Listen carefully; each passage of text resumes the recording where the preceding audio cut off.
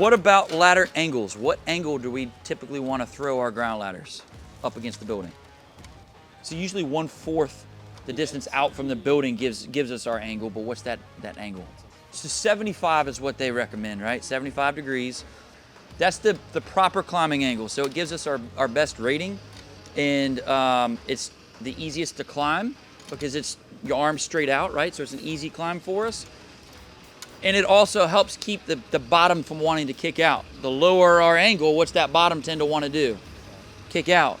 Not the end of the world, because if I'm in, especially on a day like today in grass, I can jump on that bottom rung and push that thing in and I don't have to worry about it kicking out. Or I can tie it off, or I can have someone foot it and it doesn't, I negate those issues, right?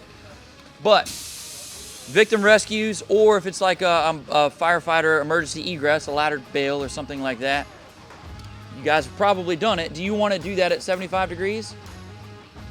I don't, not ideally. I will if I have to, but 75 degrees is a pretty steep angle to try to do a ladder bail on.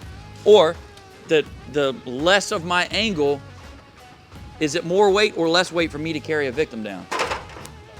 Less weight. The less my angle is, the more that ladder is going to carry the weight of the victim. Perfect. I may have had to search for the victim to get to them, right? Or drag them to the window, or do a window lift. I'm not the biggest dude in the world. Y'all have been on some calls. There's some big people in this world, right? And it ain't me. So it might be a little guy versus a not so little guy. I want that to carry the weight for me if I can.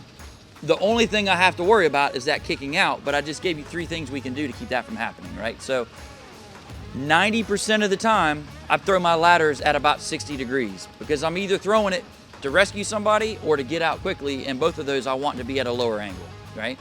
75, maybe if I'm throwing it to the roof, to get up onto the roof to check an HVAC or something, or ventilation, but typically 60 degrees all day long, right?